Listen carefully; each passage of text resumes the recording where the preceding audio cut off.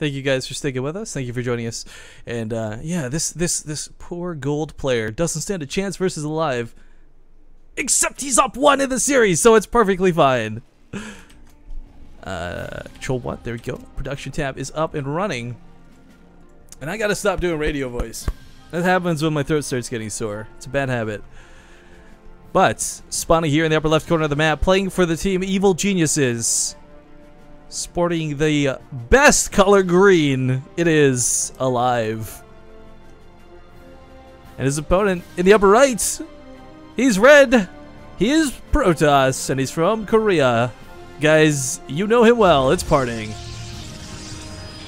In Blitzkrieg, we actually got to see once already today. Not a lot of places we go with this. I think the most common map we've seen thus far has been Jungle Valley. Again, all of these are brand new maps. All of these have never really been seen before by anybody aside from the map makers. If you guys want to, these are available publicly. You can test these out. But this is a Reaper ramp. Just throwing that out there. It's a dedicated Reaper ramp. I'll talk about that more in a second because it's got some cool high ground potential. But coming out here to the natural, again, kind of tucked away. Pretty safe, pretty sound. A real non-issue, so to speak. Big ramp. Makes for a very normal engagement. Nothing too crazy. The thing I come down to most, like, this map honestly is fine. There's not a lot to nitpick about the map. There's a lot of ramps. It's got this cool little, what do we call this, little hole, I guess, in the wall in the north. But the 7th base is what really intrigues me. Again, we're going to have to wait to see a lot more games get played. We're going to have to see some more, what do you say, like macro story games where it gets to that split map scenario where there's crazy base on base, where they're desperate for economy, and the 7th base comes into play. Because right now, you know, take Belshire into example. You'll see players split that map a lot, but oftentimes if someone gets ahead, they'll take a base of their opponents, which puts them ahead. In this scenario, you don't need to take a base of your opponent when there's a free odd base out on the map. So a little bit curious in that regards to how they get played. But anyways, the high ground ramp here, this is kind of a cool spot, I think. If you're Terran, you can put siege tanks up here. If you're a Protoss, you can put pylon up here, defensively or offensively. Parting is possibly going to sneak something. Does he? Okay, I think he's going to proxy a Stargate. Gas counts? I mean, it could be a Robo, but I don't think that's going to be likely. I'm smelling Stargate. We'll see. Alive is going to move out to scout, but I don't think he has any reason to scout over there. Again, this is a map players don't know about. If he's like, what is this ramp? I don't know what's on this ramp. Let's check it out. And he goes down here with the SCV. He'll see the pylon coming in. But other than that, this is great for Reapers to advance upwards, as of course they can't jump from down here to up here. Marine is going to hold position on this ramp, but will he find this? It is a Stargate. Parting is going to proxy a Stargate, which means Oracles will be coming out, which means Alive is going to be in a lot of trouble if he doesn't get extra racks on the field, if he doesn't get boots on the ground, if he doesn't have more Marines available to him. Dealing with this Oracle early could be devastating, and I just wish he was curious enough to be like, huh.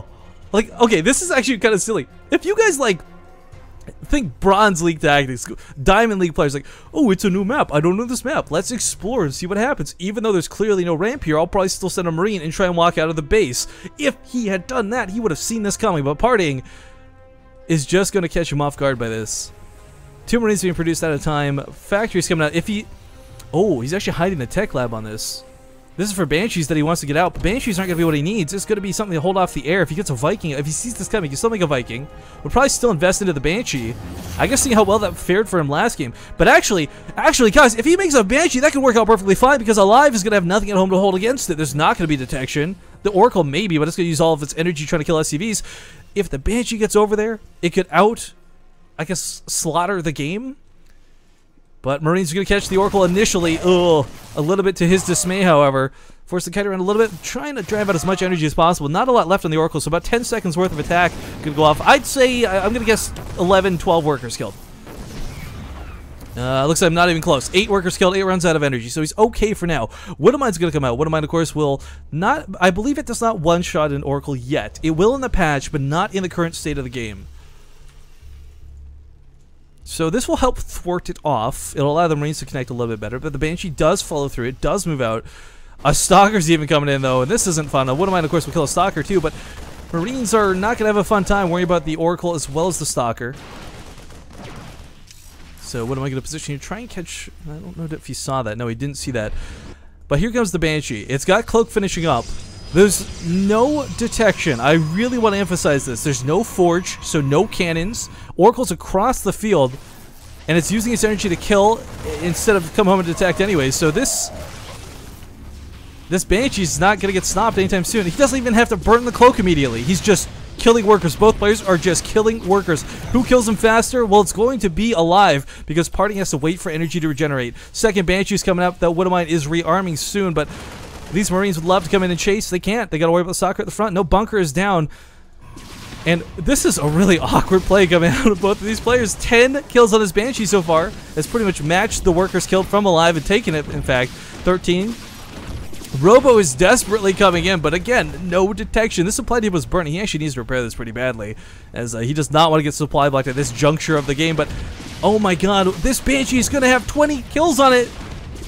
Oh my god, second Banshee getting in here. Alive has just killed every worker of Parting, essentially. 6 probes left, 6 probes available. 4 probes remain. Good game is going to be called. And both players with a bit of an awkward YOLO situation. We'll tie up the series 1-1, and we're going to see Game 3.